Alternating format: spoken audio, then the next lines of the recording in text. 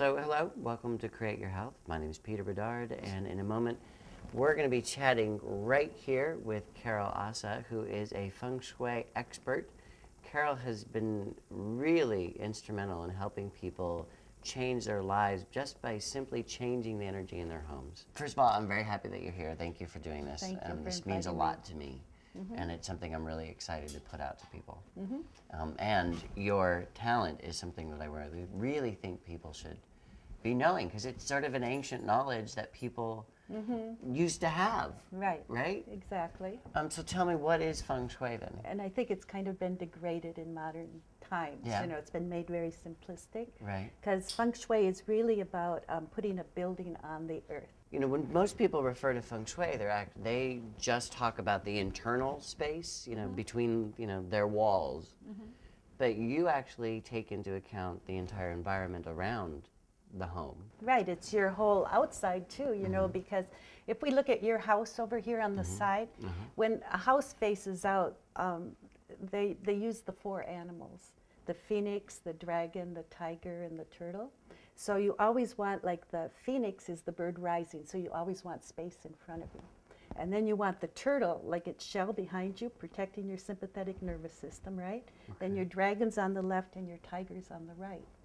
And so when you look out from a house, you always want a dragon and your tiger.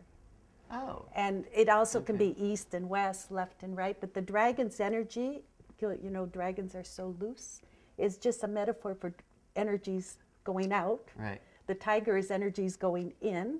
Okay. The phoenix is energy rising, and the turtle is energy going into the ground. So you get that vortex, right?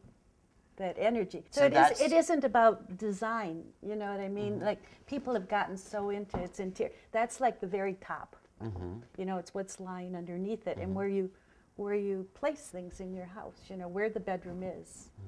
The bathroom might be in the absolute best place in the house, like yours. Is it really?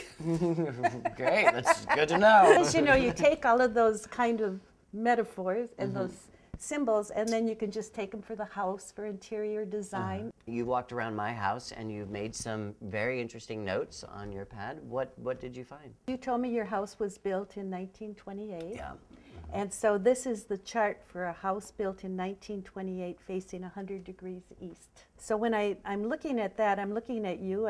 From your birthday, we know that you're metal, and the house sits in the west and faces the east, so it's a metal house. When I'm also looking at your house, where you sleep, your energies are the best. We're in an 8th cycle now, and the 8th cycle is yang earth, and so in your bedroom, you have yang earth. You've got the best energies for health in your bedroom, which is perfect. Good to know. But it's wood and earth, and wood dominates earth. It takes elements, so your bedroom needs some red colors in it. It needs some fire to bring it together. Okay. So that's how we look at different energies. If we look at the energies that are there, and then what kind of thing would bring it together. And if you go in your bedroom, there's no reds. When you say red, do you mean heat? Fire. It's the fire element. Okay. So burning candles in there would be great.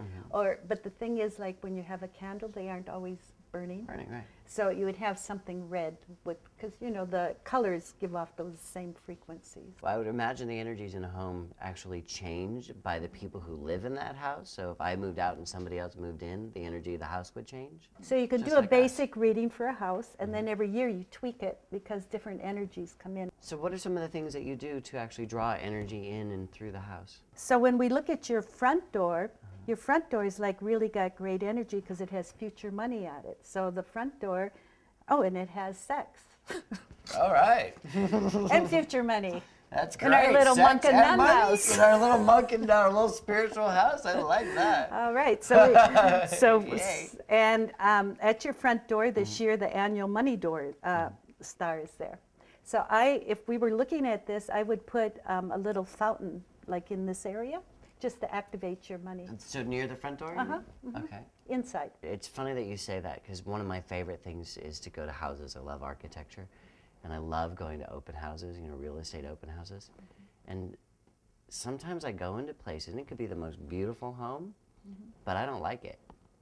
And sometimes I'll go into a place that's a dump, and I'll just love it. It just feels right. There's that common one when you come in the front door, and then it just goes straight ahead out the back door. The energy's just in and out. Whereas yours are off a bit. Offset, yeah. So you don't get that type of thing. But there's a lot of houses and architects now that are building like that. So then, like, the sides of the house don't get the energy. It's just in and out. When we come in the door, we actually create magnetic inner paths. So when you say magnetize, basically what we're doing is by having the magnetic qualities that we have, right, we actually draw the energy. We draw the energy. That's why we want to have, like, where the door is, like, really great energies, because we're drawing those energies in. And then as we walk around the house, we're creating an inner pathway. When you're doing Feng Shui, it's like a big sandwich. There's so many levels, because you're not only looking at the visible energies, but the invisible.